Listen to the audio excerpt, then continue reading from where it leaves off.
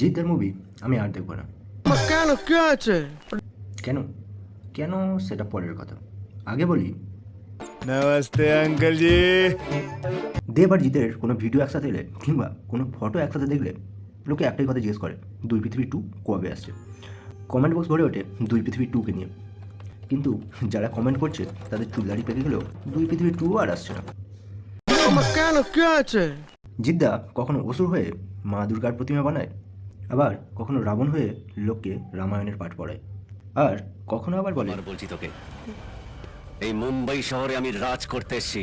আর দেবদা কখনো রঘু ডাকাত হয়ে ডাকাতি করে, আর কখনো খাদানে গিয়ে ট্রেন থেকে ব্যাগ ভর্তি করে কয়লা নিয়ে পালিয়ে যায়, কখনো বা প্রজাপতি হয়ে। Butterfly, butterfly, butterfly. কিন্তু দুই পৃথিবী 2 নিয়ে কেউ কিছু বলে না।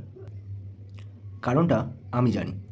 तो चलिए शुरू करते हैं। কারণ দুই পৃথিবীর সময় রাজ চক্রবর্তী আর জিদ্দা মিলে দেবদার সাথে চিট করেছে। आप क्रोनोलॉजी समझ लीजिए। দেখো, দুজনের মুভিতে যে ছেলেটা পিঠে কুড়ুলের ঘা খেয়েও দিব্যি বেঁচে গেল, তাহলে সেই ছেলেটাই দুই পৃথিবীতে একটা ওই ছোট্ট গুলিতে কীভাবে মারা যেতে পারে। बात तो सही है। তাহলে বলো, এটা দেবদার সঙ্গে চিটিং করা হলো না? खत्म। Bye bye, tata, good bye, गया।